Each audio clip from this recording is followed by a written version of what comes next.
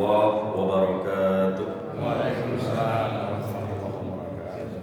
Bismillah, alhamdulillah, wassalatu wassalamu ala rasulillah wa ala alihi wa sahbihi wa mawalah.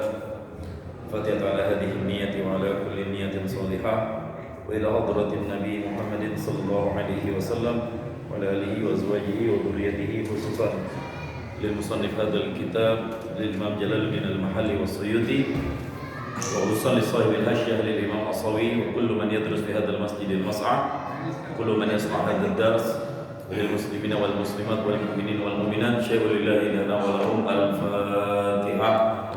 A'udzu billahi minasy syaithanir rajim. Bismillahir rahmanir rahim. Alhamdulillahi rabbil alamin. Ar-rahmanir rahim.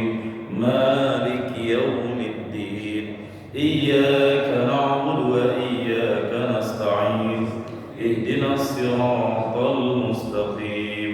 Siratal ladzina an'amta 'alaihim ghairil maghdubi 'alaihim waladdallin. Amin ya Allah ya rabbal alamin. Bismillahirrahmanirrahim. Allahumma faqihna fid din wa 'allimna at-ta'wil. Di pertemuan kemarin kita sudah membahas tentang kondisi orang-orang di dalam api neraka. Sebagian mereka akan merasakan azab yang setiap waktunya bertambah. Level azabnya dari waktu ke waktu akan bertambah. Dalilnya fadhuku, maka rasakanlah olehmu, falan nazidalakum illa azaban. Kami tidak akan menambahkan kepada kalian melainkan azab yang akan terus bertambah. Artinya seseorang di dalam neraka, antara azab yang dia terima hari ini dengan azab yang dia terima esok, itu lebih pedih esok hari ketimbang hari ini. Dan itu berlaku seterusnya. Dengan menu-menu yang sudah kita bahas kemarin, menu-menu neraka, ada zakum, ada ghislin, ada hamiman, ada ghassaq, nanah, darah, pohon yang berduri, pohon yang kalau dimakan langsung terbakar. Itu semuanya menu-menu yang akan dinikmati oleh orang-orang para penghuni neraka, waliyadzubillah. Saya sudah sampaikan bahwa di dalam Al-Quran Allah selalu adil. Ketika menyebutkan keburukan-keburukan, biasanya setelahnya Allah akan menceritakan tentang kebaikan-kebaikan. Maka pada pagi yang berbahagia ini, sebalik dari apa yang sudah kita bahas di kemarin, di dalam surat An-Naba ini yang kita kaji ini, saat ini kita masuk ke dalam pembahasan bagaimana nasib orang-orang yang bertakwa kepada Allah, bagaimana nasib orang-orang yang beriman kepada Allah setelah datang risalah dari Nabi Muhammad SAW. Orang-orang yang beriman itu udah nggak perlu dipertanyakan lagi. Sekali lagi saya ulangi, ketika datang risalah, orang-orang yang beriman tidak perlu diperdebatkan lagi. Mereka sudah percaya dengan apa yang Rasulullah SAW sampaikan. Sebaliknya orang-orang yang tidak beriman, amma yatasaalun, mereka semuanya saling bertanya-tanya. Pertanyaan di sini bukanlah pertanyaan penyetujuan, tapi pertanyaan dalam arti pengingkaran. Karena pertanyaan itu ada dua, ada bentuk setuju, ada bentuk ingkar. Dalam bahasa Indonesia pun kita bisa menerjemahkan kata-kata pertanyaan seperti itu. Kalau misalnya pertanyaan ingkar, itu bertanya tapi ada kata-kata pengingkaran. Misalnya, masa sih? Itu pertanyaan. Yang benar itu adalah bentuk pengingkaran. Harusnya tidak begitu. Kok bisa terjadi seperti itu? Kenapa? Nah, itu maksudnya. Ada juga yang pertanyaan memang benar-benar nggak tahu. Kapan Bapak mau datang ke rumah? Nah, itu pertanyaan bukan pengingkaran. Pertanyaan kita nggak tahu dan kita tanya supaya menjadi tahu. Yatasaalunnya orang-orang Quraisy di sini adalah yatasaalunnya mereka untuk ingkar dan tidak mempercayai. Masa sih orang udah mati bisa dihidupkan kembali? Masa sih nanti akan ada hari pembalasan? Masa sih akan ada yang namanya surga? Akan ada yang namanya neraka? Orang-orang yang baik akan disiksa dan seterusnya. Al-Quran melalui surat An-Naba yang kita kaji mengabarkan itu semua sebagai pelajaran untuk kita semuanya. Sekarang kita masuk ke ayat yang ke 32. Mungkin ada yang berkenan untuk membacakan 5 ayat pertama. Tafadhal. Masykuran wa mahbuban.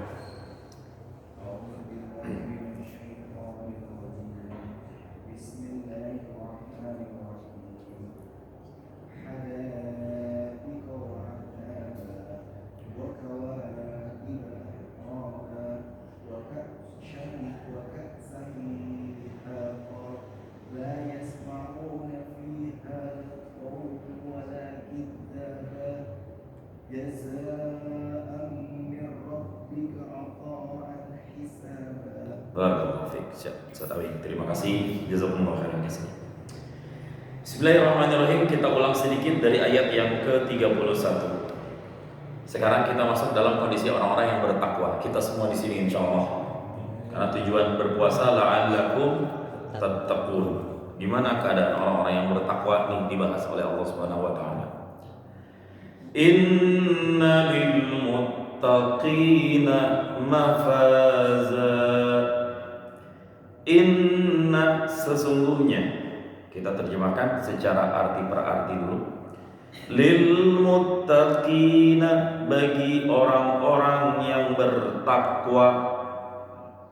Tattaqun itu pekerjaan bertakwa. Orangnya disebut muttaqin. Ya, sekali lagi, tattaqun pekerjaan orang-orang yang bertakwa. Nama pekerjaan itu sendiri takwa. Orang yang berbuat takwa disebut muttaqin. Itu dalam definisi bahasa Arab. Innalil muttaqina sesungguhnya bagi orang-orang yang bertakwa mafaza itu terdapat kemenangan. Mafaza berasal dari kata-kata faza yafuzu yang berarti menang. Semuanya menang diungkapkan dengan faza yafuzu. Tapi kalau menang yang diraih dari hasil pertarungan itu bukan faza yafuzu. Orang Arab sering menyebut dengan al-intisar. Nah, intasara yantasiru intisaran. Itu artinya juga sama-sama menang, mendapatkan pertolongan yang karenanya menjadi menang. Intisar. Cuma di sini diungkapkan di dalam Al-Qur'an dengan kata-kata faza. Faza Barcelona berarti menang, tidak dengan hasil pertempuran tapi pertandingan. Kebetulan 1-0 barusan. Update terus, ya kan? Gurunya Habib atau yang update kelasnya Habib. Itu contoh kata-kata faza. Orang yang menang disebut apa? Faiz. Ada yang pernah ngasih atau mungkin Bapak pernah kenal nama orang Faiz? Nah, seumur hidup pasti kita pernah mengenal seseorang namanya Faiz. Itu artinya orang yang menang. Kalau Bapak punya anak namanya Faiz, ikut lomba apapun gak bakal kalah insyaallah. Kalau kalah ganti namanya, jangan Faiz. Pekerjaan kemenangan itu sendiri dalam bahasa Arab disebut dengan fauzan. Pernah dengar nama fauzan? Nah itu dia, itu menang juga artinya. Arti fauzan adalah kemenangan. Berarti dia nggak pernah kalah juga, selalu merasakan yang namanya kemenangan. Tentu yang dimaksud bukan kemenangan duniawi, tapi yang dimaksud di sini adalah kemenangan ukhrawi. Orang-orang yang bertakwa nanti akan mendapatkan kemenangan. Ketika disebut kata-kata mafaza, kemenangan, ini berarti Pak, di dunia ini kita pertaruhan dan pertarungan dalam tanda kutip, bukan fisik, tapi iman kita yang dipertaruhkan. Karena tidak semua orang, sekalipun dia Islam, pada akhirnya dia akan mati dalam keadaan Islam. Tidak semua. Yang kita khawatirkan cuma satu, wala tamutunna illa wa antum. Allah akan mengampuni semua dosa. Ya, Allah akan mengampuni semua dosa. Satu aja yang gak akan Allah ampuni. Apa dosa itu? Asyirk. Menyekutukan Allah Subhanahu wa taala. Dan itu ditentukan di mana? Di akhir hayat cerita seseorang. Kita jangan merasa bangga dulu dengan iman yang kita miliki. Dan jangan merasa bersedih dengan perbuatan jelek yang pernah kita lakukan. Kita lihat Umar bin Khattab misalnya. Pernah syirik gak Umar bin Khattab? Pernah. Tapi kemudian tampil menjadi pembela Islam yang luar biasa. Apa yang menaklukkan hati sekeras Umar ditaklukkan hanya dengan 2 huruf di dalam Al-Quran. Apa hurufnya? To, ha. Ya kan Umar kesel banget. Kalau Umar mah nggak ada yang aling-aling, Pak. Kalau udah nggak suka ngomong langsung. Kalau bahasa kitanya mah nggak kasih update di WA atau update story, datengin langsung. Jadi ketika Umar udah nggak suka sama Rasulullah, ini lama-lama si Muhammad didiemin, makin banyak yang ikut Islam nih.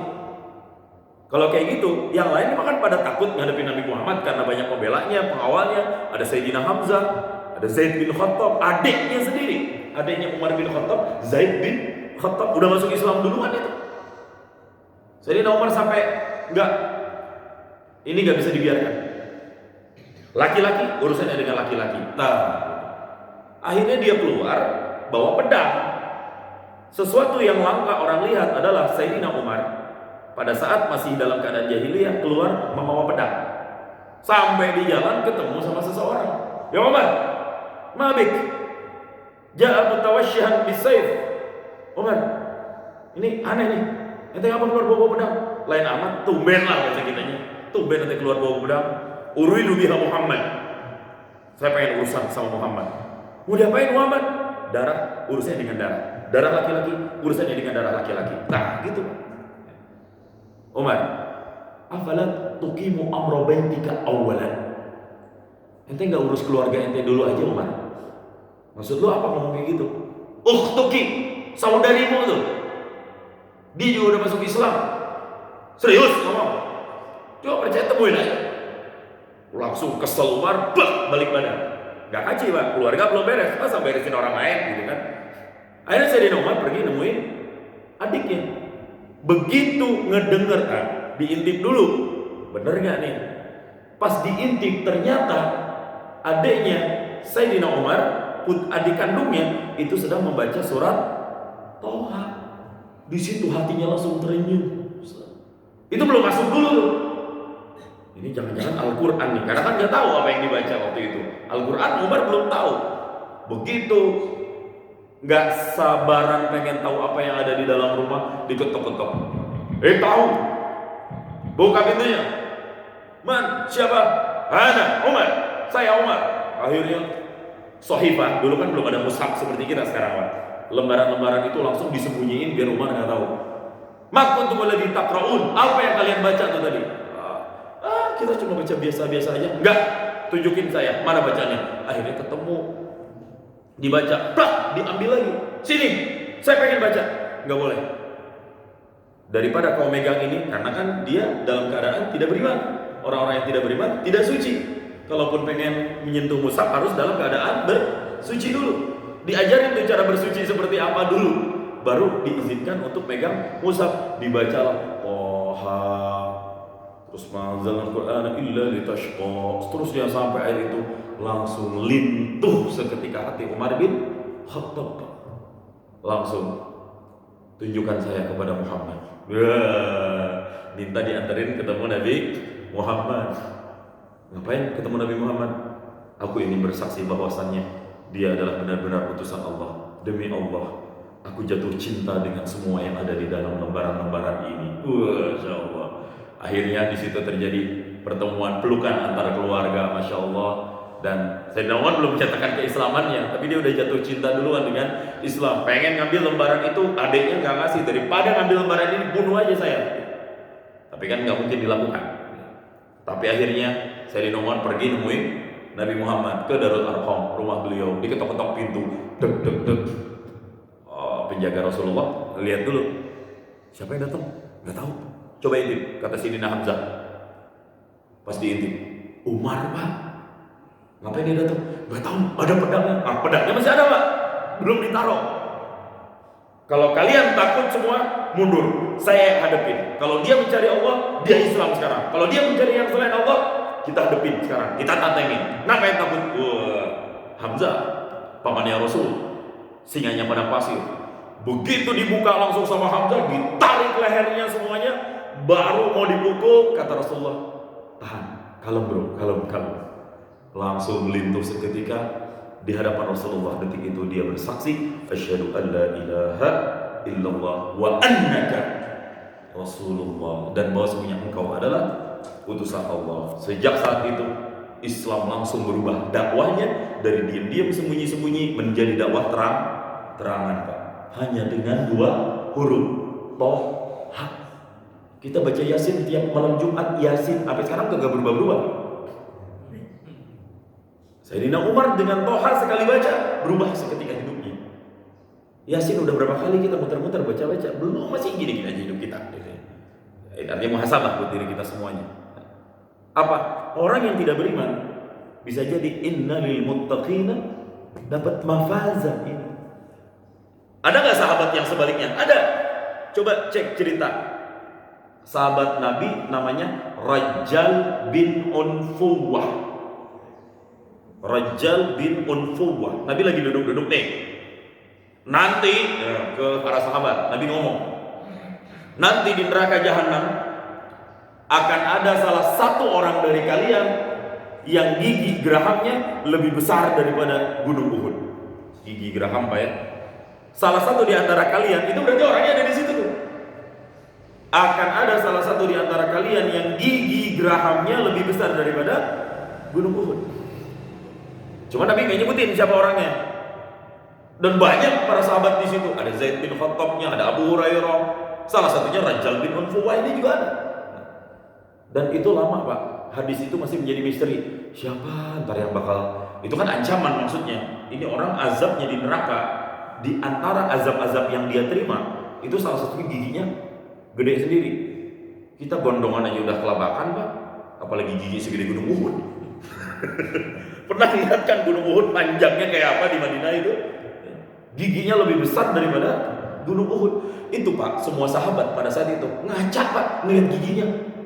Gede juga gigi gue ya, jangan-jangan gue lagi. Nah, hampir 40 orang sahabat ngerasa tante aing. Takutnya saya tadinya pernah. Termasuk Abu Hurairah, Pak. Itu termasuk punya giginya agak gede gitu ya.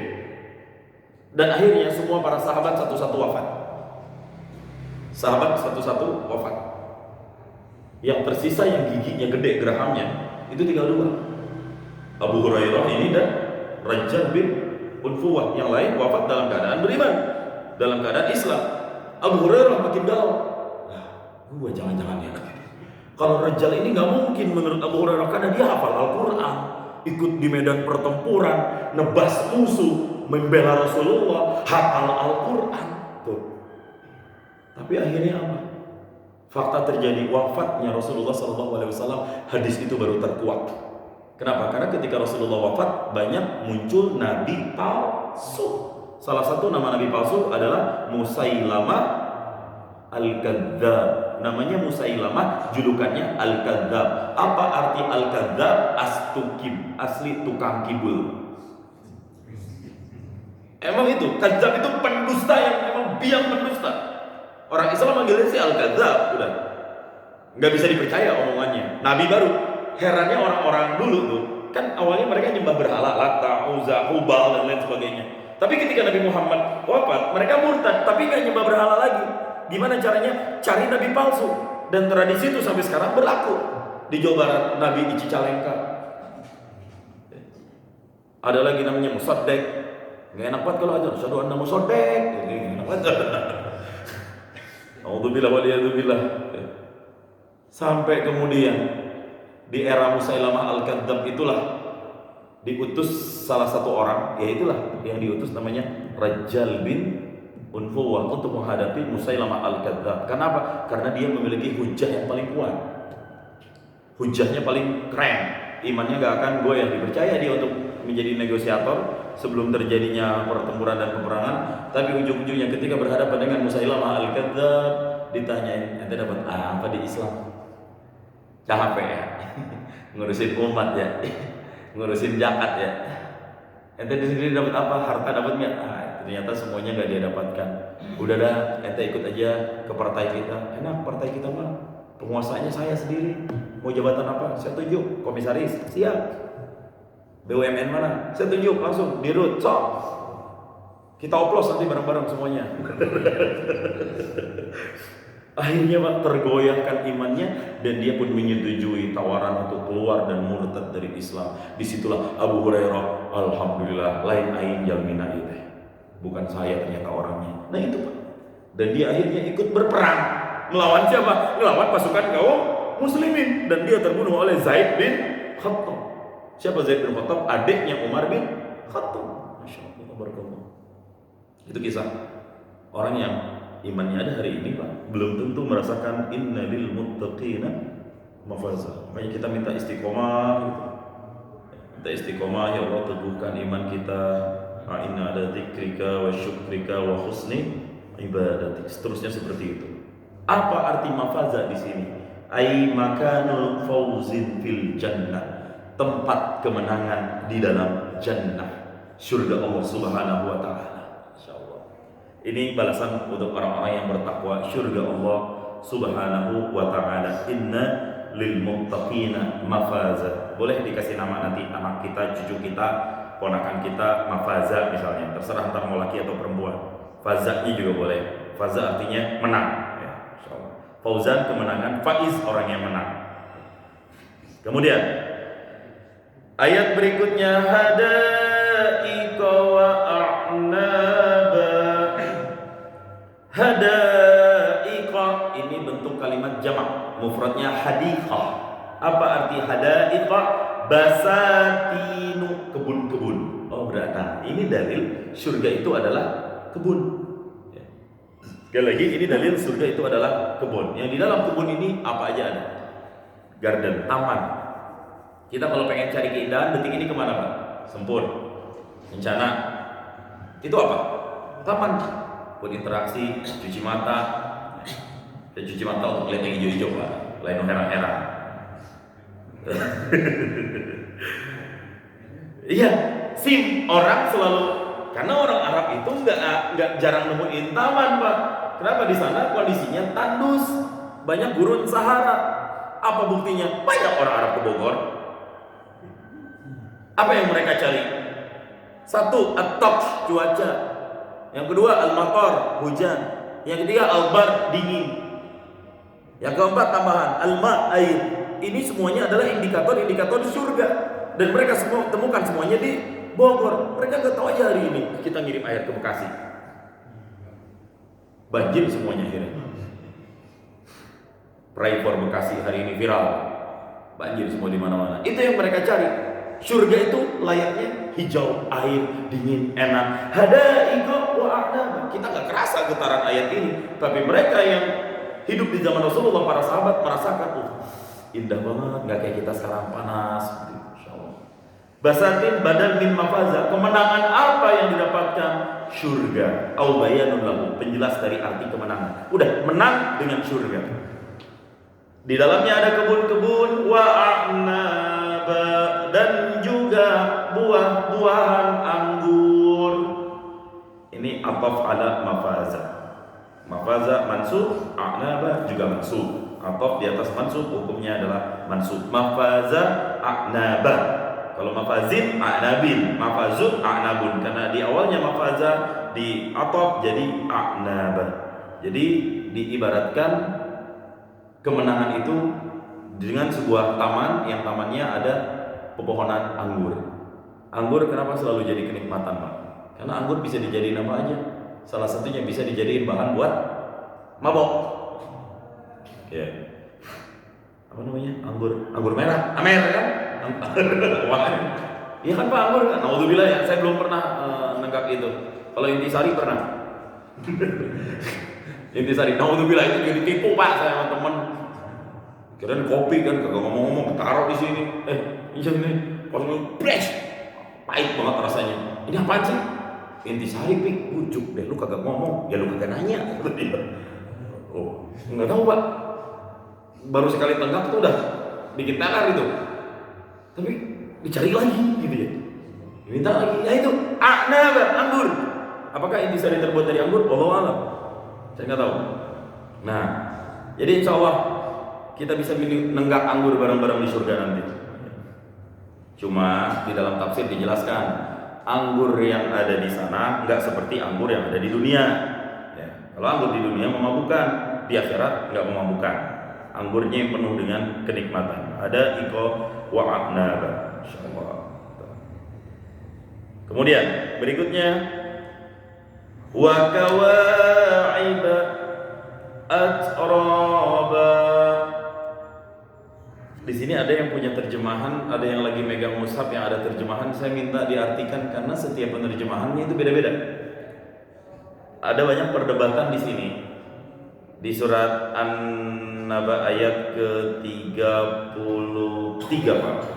Di sini pernah saya ngedengar salah satu, mohon maaf, perdebatan antara Islam dengan agama lain, dan mereka menuduh ayat ini adalah ayat punten, Pak ya. Ini bahasa mereka. Naudzubillah, ayat pornografi.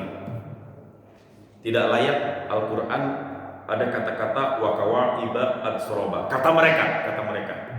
Karena mereka salah dalam memaknai maksud daripada kata-kata wakawa'iba atsroba. Ya. Bisa jadi terjemahan di kita ini beda-beda artinya. Nanti akan saya jelaskan kata-kata kawaib ini apa. Ustaz Aden apa Ustaz? Belum buka. Pokoknya An-Naba ayat 33. Pak Hari, ketemu. Dan garis-garis montok yang sebaya. Yang udah paham ya? Itu Ustaz Aden ketemu terjemahan versinya apa gitu. Kalau bisa ada terjemahan mushaf ya. Ya mungkin itu tidak sepenuhnya salah dulu Pak. Yang jadi masalah ditafsirkannya dengan salah. Orang yang nggak paham jadi salah paham. Nah itu. Pada kata-kata montoknya itu, gadis-gadis montok, apa coba pikiran orang nanti? Bohai gitu kan?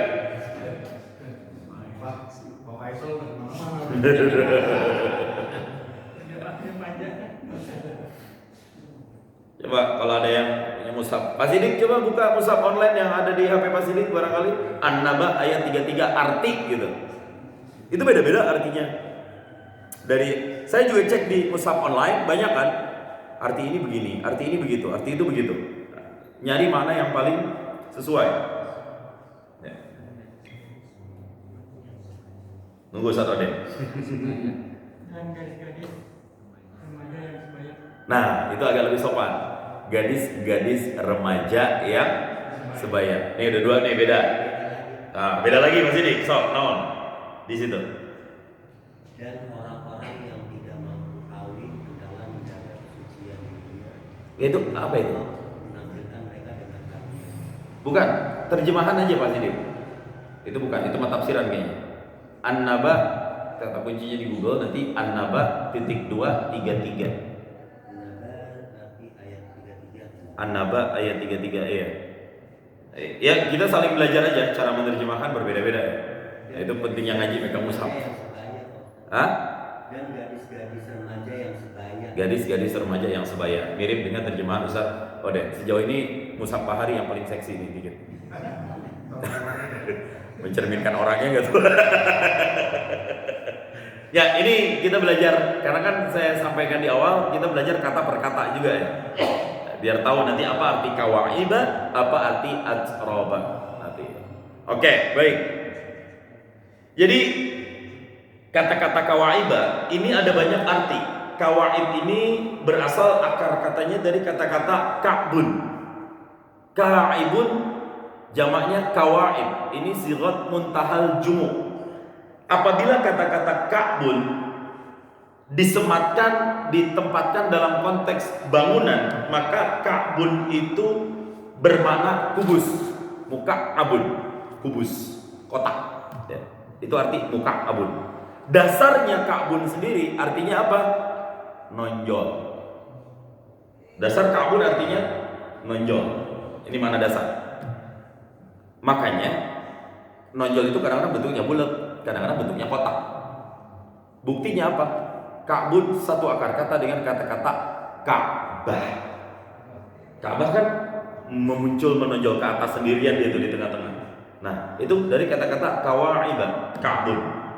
Kemudian kalau Ka'bun dibahasnya di ranah medis, maka dia akan memiliki makna persendian yang menonjol di bagian kaki bawah. Apa? Nih, tumit. Ya. Ini apa nih? Mata kaki itu Ka'bun bahasa Arabnya juga. Nonjol sendiri itu kan. Nah, kemudian kalau kata Ka'bun diterjemahkan sebagai sebuah hal yang memiliki tempat teratas, maka ka'bun bisa dinamai sebagai keluhuran. Bahasa Sundanya luhur, ya, di tonggoh lah gitu, di atas. Kemudian kata-kata ka'bun juga kalau misalnya diibaratkan dalam sebuah permainan, dia akan memiliki makna dadu, dikocok-kocok keluar angka. Bisa juga ka'bun memiliki makna simpul. Kemudian ka'bun kalau misalnya disematkan kepada seorang perempuan, yaitu seperti terjemahan hari tadi, akan memiliki makna yang menonjol buah dadanya. Ya ini mentok gitu ya. Cuma dalam konteks penerjemahan di sini, kawaiba atsraba lebih cocoknya diterjemahkan dengan gadis-gadis yang sepantaran, sebaya, usianya masih belia. Ketika disebutkan gadis belia, ya kita udah paham maknanya. Nah, itu hadiah untuk orang-orang bertakwa di surga nanti. Sah nggak Pak? Sah lah. Lah di surga apa aja udah boleh Pak. Minum khamar yang tadinya haram jadi halal. Mencicipi banyak wanita yang tidak haram, bebas di sana. Mau nyobain apa aja, siapa aja, kapan aja, nggak ada batasnya. Bahkan kembali jadi perawan lagi Pak. Ayatnya udah dibacakan guru kita Ustaz Mudhafi. Walahum fiha azwajum mutahharatu wa hum fiha khalidun. Walahum fiha azwajum mutahharah. Bagi mereka orang-orang yang mafaza ini di surga, azwajun itu istri-istri, pasangan-pasangan mutahharah yang suci. Artinya apa suci? Nggak ada istilah menstruasi. Makanya nggak laku softtek di surga. Jamin. Karena nggak ada mens. Suci selalu, suci selama-lamanya. Wa kawaiba atsraba. Nah, gadis-gadis yang sepantaran, yang sebaya. Di dalam tafsir, di sini ada nggak dijelaskan? Ya, punten Pak ya. Di dalam tafsir dijelaskan istadarat ma'artifa'i yasiri kal ka'bi. Qauluhu di dalam tafsirnya ini punten. Kawaiba jawari taka'abat sudiyahunna jam'u ka'ibin. Yang dimaksud dengan makna di sini adalah gadis remaja tapi yang memiliki postur tubuh yang molek, ya. Postur tubuh yang gemoy bahasa kitanya. Bahkan punten Pak, di sini juga memang tafsirannya taka'abat sudiyahunna, montok buah dadanya, maju ke depan. Jadi nggak rata Pak ya. Bahasa keren zaman sekarang mah apa kan? Perempuan-perempuan yang besar kayak gitu, ada julukan-julukan anak muda itu. Wah iya kayak gitulah. Saya nggak paham lah kayak gitu. Falak tilafa bainahunna fi syakli wala fil umri. Maka tidak ada beda nanti di surga.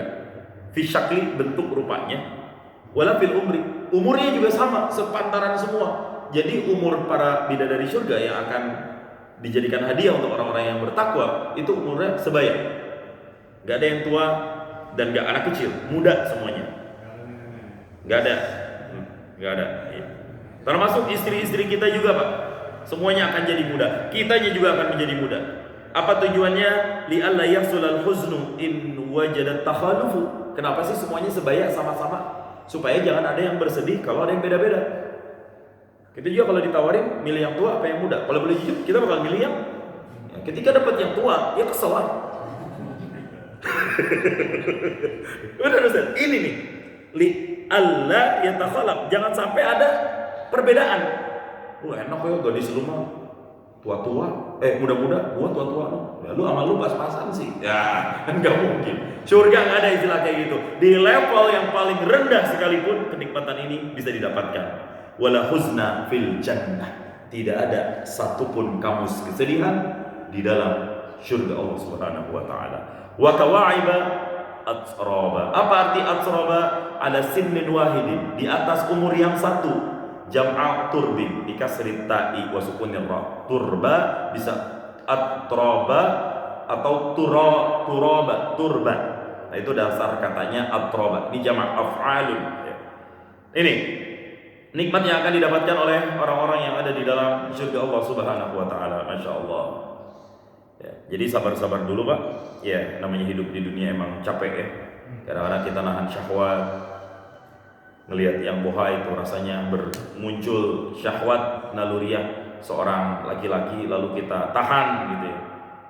Nah, itu makanya dalam syariat diperbolehkan menikah lebih dari satu, yaitu karena salah satunya adalah sebagai wasilah untuk menyalurkan syahwat di tempat yang tepat. Karena itu berpahala. Meskipun di sini kalau ada yang melakukan itu hebat banget, tapi mustahil ya. Kalau ada di sini saya mohon izin diajarkan ilmunya seperti apa Pak. Insyaallah. Wa ka'san dihaqa, ayat berikutnya yang ke-34. Wa ka'san dihaqa, di surga Allah juga nanti ada ka'san, gelas dihaqa yang penuh isinya. Nah, apa? Gelas isinya penuh pakai apa? Penuh sama apa? Di dalam tafsir khamran mali'atan mahaluha, penuh dengan khamr yang penuh isinya. Masyaallah. Jadi nanti kita bisa di surga nanti menikmati khamr yang ada di surga. Tapi di dalam dijelaskan bahwa khamr di surga ini berbeda dengan khamr di dunia. Kenapa kok khamr ini diperbolehkan? Karena khamr itu semua orang di zaman jahiliyah mencari-cari, cuma nggak boleh. Dan proses melarangnya juga bertahap. Yang paling sahabat yang paling kekeh untuk minta diharamkan khamr siapa? Umar bin Khattab. Ya Allah, tunjukin dong kalau khamr ini haram ya Allah. Muncullah ayat, turunlah ayat yang menjelaskan bahwa ismuhuma akbar, dosanya lebih besar daripada manfaatnya. Baru turun ayat berikutnya bahwa khamr itu hukumnya adalah haram. Nah, itu prosesnya bertahap. Karena apa? Susah melepas candu orang dari khamr. Di zaman jahiliyah khamr itu jadi minuman. Mangga ya, minum dulu. Bahasa kita ngopi gitu. Andai turun syariat ngopi diharamkan Pak. Andai seperti itulah susahnya orang zaman jahiliyah dulu. Bagi kita yang udah candu dengan kopi ya punten, gimana yang nggak ngopi ya mungkin nggak akan merasakan. Tapi mayoritas kita butuh kopi dan pengen ngopi tiap pagi. Sahur juga di antara kita saya yakin pasti ada yang ngopi. Pasti ada yang ngopi sahur walaupun cuma 1 gelas. Andai itu diharamkan, seperti apa kira-kira perasaan para pecandu atau penikmat kopi? Begitu juga kondisi orang-orang zaman jahiliyah ketika diharamkan khamr. Tapi dari kesabaran menahan khamr, sabar. Kamu nggak boleh minum di dunia, tapi nanti insya Allah akan bisa menikmati khamr di surga. Wa ka'san dihaqa, insya Allah. Khamr mali'ah mahaluha, khamr yang penuh isinya di dalam gelas tersebut. Wa anharu min khumrin, bahkan di surga juga ada sungai-sungai yang terbuat dari khamr. Ada sungai susu, madu, air, khamr. Silakan mau renang dimanapun Pak, nggak akan ada istilah banjir juga. Itu nikmat-nikmat surga, masya Allah.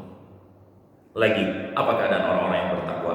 La yasma'una fiha lagwan wa la kidzaba. La yasma'una, mereka orang-orang penghuni surga, fiha, di dalamnya, ay al-jannah, artinya di dalam surga. Inda syurbil khamri wa ghairiha minal ahwal, ketika mereka semuanya mencicipi minum khamr dan lain-lainnya daripada keadaan-keadaan mereka, tidak akan mendengarkan lagwa. Apa lagwa? Batila, sesuatu yang batil, minal qauli, daripada perkataan-perkataan, wala kidzaba bitakhfifi, boleh bacanya dengan takhfif, enggak pakai syiddah. Kidzaba ay kadziba, artinya dusta. Bitasydid boleh juga dengan kidzaba ay takdziban, pendusta yang benar-benar dusta. Dari mana dusta ini? Min wahidin li ghairihi, dari satu orang untuk orang yang lainnya. Bi khilafi ma yaqa'u fid dunya, dengan sebalik orang yang terjadi di dunia, dengan sebalik nasib orang jika terjadi di dunia. Inda syurbil khamri, ketika dia minum khamr. Kita minum khamr gak akan terang, gak akan tenang Pak. Apalagi di Indonesia ada undang-undang yang mengatur tentang peredaran miras. Miras boleh gak di Indonesia? Boleh, tapi dengan catatan izinnya ketat, penjualannya dibatasi di tempat-tempat khusus. Tapi khusus Kota Bogor, perwali yang saya ketahui gak boleh ada penjualan miras model, merek, jenis apapun beredar. Jika ada, itu adalah ilegal. Maka orang-orang di dunia minum khamr gak akan ada rasa tenang.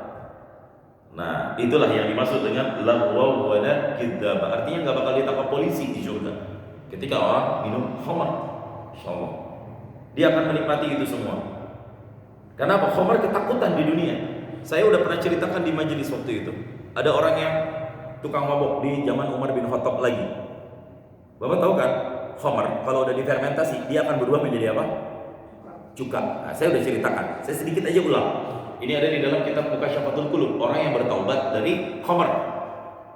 Umar kalau nemuin ada pemabok habis dicambuk, Pak. Sekali lagi, Umar kalau nemuin ada rakyatnya yang ketahuan mabok habis dicambuk. Pada suatu saat ada seorang pemuda, dia jalan nyimpen botol khamar di balik perutnya. Umar ngelihat kepo, apa yang kamu bawa itu di baju itu? Nah, dia takut tuh. Kenapa dia? Apa itu isinya? Enggak. Gitu-gitu dia tobat pada Allah. Ya Allah, jangan kau permalukan saya di depan Umar ya Allah. Kalau saya ketahuan habis ya Allah, diviralin ini mah ya Allah. Tolong ya Allah, tutup aib saya ya Allah. Saya tobat ya Allah. Fala asyrabul khamra ba'dahu abada. Saya janji gak akan minum khamr lagi, gak akan mabuk lagi abada, selama-lamanya. Dia tobat kepada Allah, dia minta detik itu sama Allah Subhanahu wa taala agar ditolong ini khamr dijadikan cuka. Dan akhirnya dia jawab, hada khillun ya Umar, ini cuka. Coba lihat hari ini, hatta arah. Coba lihat, aku pengen lihat. Begitu diperlihatkan, ternyata isinya sudah berubah menjadi cuka. Masya Allah, segitu cepatnya Allah ngijabah doa orang yang bertobat ya pada saat itu dari dosa-dosa. Masya Allah. Nah itu, apa yang ingin saya sampaikan di situ bukan taubatnya. Yang ingin saya sampaikan di situ bukan cepatnya Allah memberikan pertolongan orang yang bertobat. Yang saya ingin sampaikan di situ, dia bawa khamar nggak tenang, Pak. Hatinya nggak tenang. Tapi di surga, la yasma'una fiha laghwa wa la kidzaba. Nggak akan ada orang yang ngeselin kita, nggak ada orang yang mendustain kita, nggak ada orang yang ngebohongin kita. Kita capek mungkin udah berapa kali dibohongin sama orang lain. Ya. Sedih kalau diceritain mungkin Pak ya. Setiap kita pasti punya cerita orang bohongin kita, atau jangan-jangan kita yang bohongin orang lain. Karena Nabi Ibrahim aja Pak malu berbohong seumur hidup 3 kali. Ya, sekali lagi Nabi Ibrahim seumur hidup pernah berbohong 3 kali. Ini hadisnya sahih riwayat Imam Bukhari. Dan Nabi Ibrahim malu meskipun bohongnya bukan bohong kita. Bohongnya lebih ke ngeles, bahasa kitanya ngeles. Ada raja zalim yang kalau kedapatan siapapun bawa suami istri jalan bareng diambil istrinya. Nabi Ibrahim lagi jalan sama istrinya, ditanya, ini siapa? Mana hadihi? Siapa ini? Nabi Ibrahim jawab, hadihi ukhti, ini saudariku. Maksud Nabi Ibrahim, ya saudari seiman lah, walaupun sebenarnya itu istri. Nah, tapi akhirnya nggak ditangkap. Tapi menurut Nabi itu udah termasuk bab dusta, ya.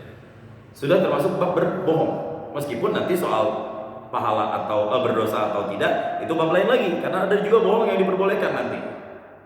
Sekali lagi ada bohong yang juga diperbolehkan. 3 kali berbohong, Pak. Ketika memotong patung-patung yang paling gede, paling kecil, kan habis dibabat semua yang kecil-kecil.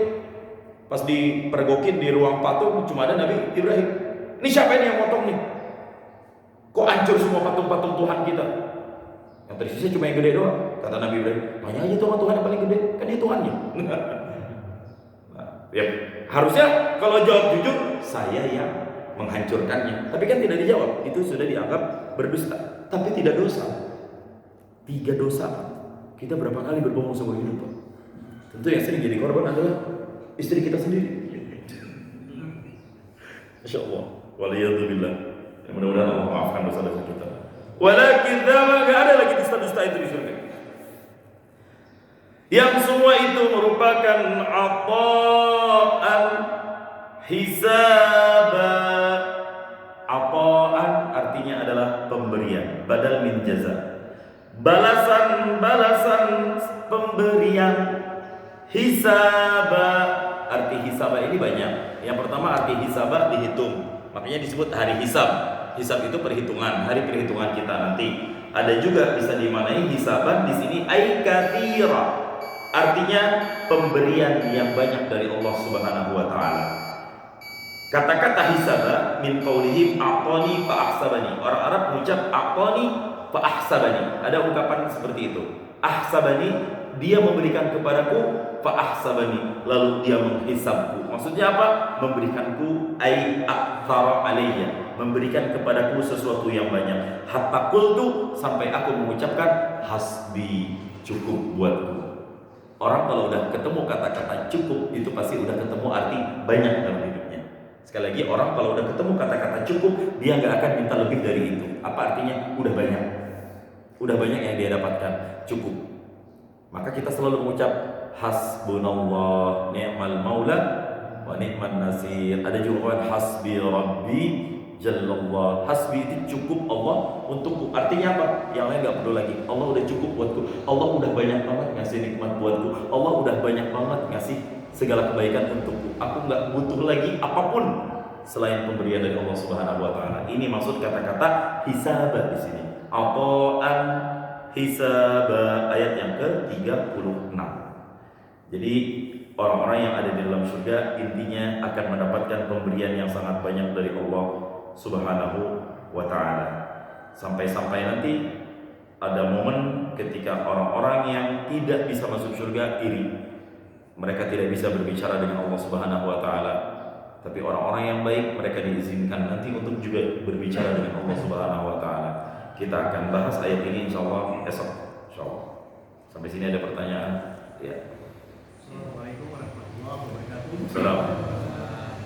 Yang ingin saya tanyakan, Ustaz, paman Rasulullah itu kan Abu Thalib mendapatkan siksa neraka yang paling ringan, yaitu ditaruh bara api di telapak kakinya, otaknya mendidih.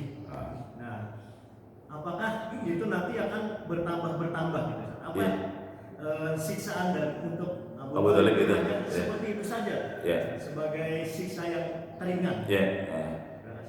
Yang Bapak tanyakan itu juga udah saya pikirkan sebelumnya. Saya nggak ngebayangin azab yang paling ringan seperti itu. Dengan ayat ini, falan nazida lakum illa adzaba. Itu berarti azab yang paling ringan aja modelnya begitu. Itu artinya apa? Pakai sendal yang pertama kali, kemudian panasnya mendidih langsung sampai terbakar sampai kotak ke atas, berarti kan diganti lagi dengan kulit yang baru. Itu di dalam Al-Quran dijelaskan seperti itu. Dipakaikan sendal lagi. Pemakaian sendal pertama dengan sendal yang kedua, azabnya bertambah. Ketiga bertambah, keempat bertambah, seterusnya. Atau sadis dong? Enggak, itu yang paling ringan. Artinya kias aulawi, yang paling ringan aja segitu. Gimana dengan dosa-dosa yang lainnya? Yang ditusuk kemaluannya, yang berubah mukanya jadi babi, berubah mukanya jadi monyet. Ya itu muka doang yang berubah, belum menerima siksaan yang lainnya, kita nggak tahu seperti apa. Kalau nggak percaya tanya aja yang udah masuk neraka duluan. Saya juga nggak tahu. Allah, itu yang paling ringan aja seperti itu. Sekali lagi Pak, jangan dianggap ringan ya. Kata-kata ringan seakan-akan gampang, tinggal pakai sendal doang lah. Ya Allah, nauzubillah waliyadzubillah. Jangan sampai. Yang kita butuhkan pada saat itu cuma satu, syafaat. Syafaat itu macam-macam Pak. Syafaat orang yang kekal di dalam surga itu ada. Ada orang udah divonis, lo kekal di surga. Tapi karena dia dapat syafaat, kekalnya dihapus. Suatu saat dia masuk surga. Walaupun entah kapan. Yang pasti itu dapat syafaat. Termasuk orang-orang yang udah dapat vonis kekal di dalam neraka. Dia akan dapat syafaat. Model syafaatnya apa? Diringanin azabnya. Bisa. Itu dalam ayat yang lain. Artinya apa? Mungkin bagi Allah untuk menjadikan suatu azab bertambah dengan pola azab yang sama. Dan mungkin bagi Allah untuk meringankan azab yang tadinya harusnya dia sampai mungkin level 10 diturunin udah sampai 5 aja. Gitu. Tapi bisa jadi Allah suatu saat mau naikin lagi. Terserah Allah. Man dzalladzi yashfa'u indahu illa bi'idznih. Ya kumaha Allah itu. Allah ala kulli syai'in qadir. Itu syafaat buat orang yang kekal di neraka, bisa jadi levelnya diringanin. Contohnya adalah Abu Lahab. Abu Lahab kan pernah senang sama Nabi gara-gara Nabi dilahirkan, kemudian dia merdekakan seorang budak, Suwaibah Aslamiyah. Ponakan gue laki Pak. Alhamdulillah ya. Senang. Dia muji Lata Uzza, dimerdekakan budak. Ya gara-gara senangnya sama Nabi itu dia dapat keringanan azab tiap hari Senin. Karena hari itu di mana Nabi Muhammad SAW dilahirkan. Azab buat orang-orang yang udah masuk surga tapi dihisapnya terlalu banyak, karena mungkin hartanya banyak, istrinya banyak, amal-amalnya juga banyak banget, problematik lah hidupnya gitu. Apa syafaatnya? Diringanin hisapnya. Yang tadinya hisapnya lama, perhitungannya lama, sidangnya lama, dipercepat. Apa itu syafaat? Orang-orang yang udah masuk surga bisa dapat syafaat nggak? Bisa. Apa syafaatnya? Naikin level surganya. Kita buru-buru Pak minta Firdaus. Yang kita doa dah sama Ustaz Mudofik, Allahumma antas salam wa minkas salam wa ilaika ya'udus salam. Ujungnya wa adkhilnal jannata. Minta masuk surga Darussalam yang level standar dah. Itu aja udah mewah banget. Siapa tahu kita mintanya Darussalam karena kita dapat syafaat, karena rajin ngaji Al-Qur'an. Allah naikin levelnya jadi surga Firdaus. Amin. Wallahu a'lam bishawab. Artinya semuanya mungkin. Dan kita nggak tahu di level yang mana nanti kita masuk. Yang penting kita tugasnya adalah innalil muttaqina mafaza. Berusaha sebaik mungkin untuk jadi orang-orang bertakwa yang menang insyaallah. Baik. A'udzubillahi minasyaitonir rajim. Bismillahirrahmanirrahim. Alhamdulillahirabbil alamin. Hamdan naimin, hamdan syakirin, hamdan yufi ni'amahu wa yukafi mazidah. Ya rabbana lakal hamdu wa lakal mulku wa lakal syukru kama yanbaghi li jalali wajhikal karim wa 'azimi sultanik. Allahumma shalli ala sayyidina Muhammad wa ala ali sayyidina Muhammad. Allahumma ahsin aqibatana fil umuri kulliha wa ajirna min khizyi dunya wa 'adzabil akhirah. Allahumma inna ghafurun karim tuhibbul 'afwa fa'fu 'anna ya karim ya rahim ya arhamar rahimin. Allahumma inna nas'aluka ridhaka wal jannata wa na'udzu bika min sakhatika wan nar. Allahumma habib ilaina al-iman wa zayyinhu fi qulubina wa karrih ilaina al-kufra wal fusuqa wal isyana waj'alna minal rasyidin. Rabbana atina fid dunya hasanah wa fil akhirati hasanah wa qina adzabannar. Wa sallallahu ala sayyidina Muhammad wa ala alihi wa sahbihi wa sallam. Subhana rabbika rabbil izzati amma yasifun wa salamun alal mursalin walhamdulillahi rabbil alamin. Subhanakallahumma wa bihamdika astaghfiruka wa atubu ilaik. Wassalamualaikum warahmatullahi wabarakatuh. Sallallahu